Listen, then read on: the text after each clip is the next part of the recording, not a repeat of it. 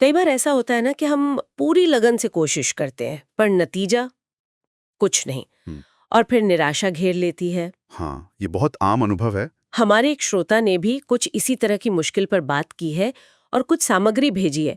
उसमें एक गौतम बुद्ध से जुड़ा एक प्रसंग भी है। अच्छा। तो आज हम इसी पर थोड़ी गहराई से बात करते हैं, समझने की कोशिश करते हैं कि मेहनत के बावजूद जब सफलता ना मिले तो उम्मीद कैसे बनाए रखें, कोशिश कैसे जारी रखें। बिल्कुल। देखते हैं प्रसंग में कैसे खाता। हाँ, तो ये प्रसंग है गौतम बुद्ध और उनके शिष्यों का। किसी गांव जा रहे थे वो लोग हम्म, और रास्ते में उन्हें बहुत सारे गड्ढे दिखे, अधूरे गड्ढे, जगह जगह खुदे हुए। अच्छा, गड्ढे। हाँ, तो जाहिर है एक शिष्य के मन में सवाल आया। उसने पूछा, कि ये क्या है, मतलब इतने सारे गड्ढे क्यों, किसने खोदे? हाँ बिल्कुल, उसने पूछा, तथागत इन गड्ढों का क्या रहस्य है? और बुद्ध ने समझाया। उन्होंने कहा कि ये गड्ढे किसी ऐसे इंसान ने खोदे हैं जो पानी की तलाश में था। पानी की तलाश में। हाँ, लेकिन उसमें एक चीज की भारी कमी थी। किस चीज की? धैर्य की, पेशेंस। धैर्य की कमी। ये तो दिलचस्प बात है, मतलब उसने मेहनत तो की, गड्ढे तो खोदे। बिल्कुल, मेहनत में कमी नहीं थी। हाँ। वो थोड़ी देर एक जगह गड्ढा खोदता था, पानी नहीं मिला तो झल्ला गया, हाँ। फिर दूसरी जगह खोदने लगा। अच्छा, तो बस जगह बदलता रहा। हाँ, हाँ। नतीजा ये हुआ कि उसने गड्ढे तो बहुत सारे खोद दिए हाँ। पर पानी उसे कहीं नहीं मिला। कहीं भी नहीं। कहीं नहीं। बुद्ध का कहना था कि अगर वो थोड़ा सब्र रखता, धैर्य से एक ही जगह गहराई तक खोदता रहता तो शायद पानी मिल जाता। संभावना तो थी। ये कहानी तो सीधी उस निराशा से जुड़ गई जिसका जिक्र हमारे श्रोता ने किया था। बहुत मेहनत पर नतीजा कुछ नहीं। बिल्कुल, कनेक्शन साफ है। पर एक सवाल मन में आता है, क्या हमेशा एक ही जगह लगे रहना सही होता है? क्या पता वो आदमी सही था, जल्दी समझ गया कि यहाँ पानी नहीं है, चलो कहीं और कोशिश करें। देखिए, ये सवाल बहुत वाजिब है।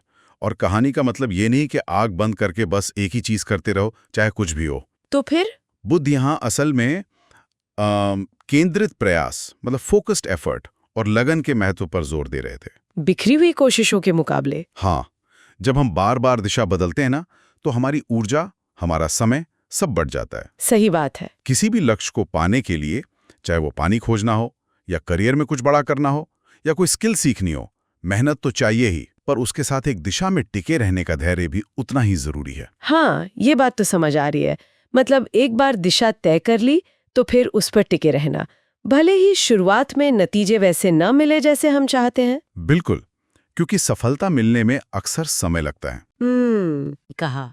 और ये बात सिर्फ पानी खोजने या बड़े लक्ष्यों तक ही सीमित नहीं है, है ना? नहीं, बिल्कुल नहीं। ये सिद्धांत तो हमारी रोजमर्रा की जिंदगी के कई पहलुओं पर लागू होता है। जैसे मान लीजिए, हम कोई नया हुनर सीख रहे हैं, कोई भाषा या कोई म्यूजिकल इंस्ट्रूमेंट, हाँ। या फिर कोई मुश्किल प्रोजेक्ट पूरा करने की कोशिश कर रहे हैं ऑफिस में या अपनी पढ़ाई में। शुरुआती दौर में अक्सर निराशा हाथ लगती है, लगता है कि कुछ हो नहीं रहा। हाँ, होता है ऐसा। बस वहीं पर धैर्य की असली परीक्षा होती है।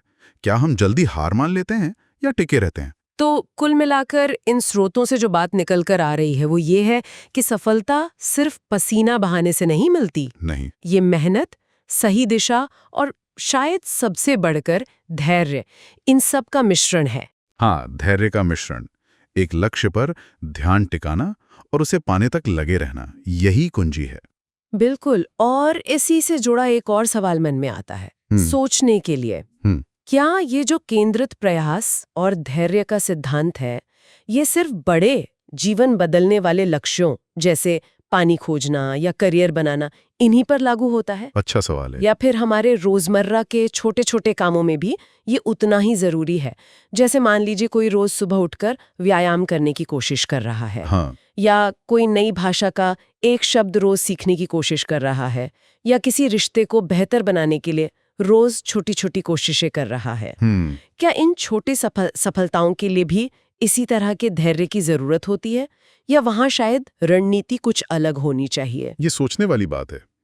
शायद इस पर विचार करने से हमें अपनी कोशिशों को और बेहतर ढंग से समझने में मदद मिल सकती है कि कहाँ टिके रहना है और कहाँ शायद रास्ता बदलना ही बेहतर है।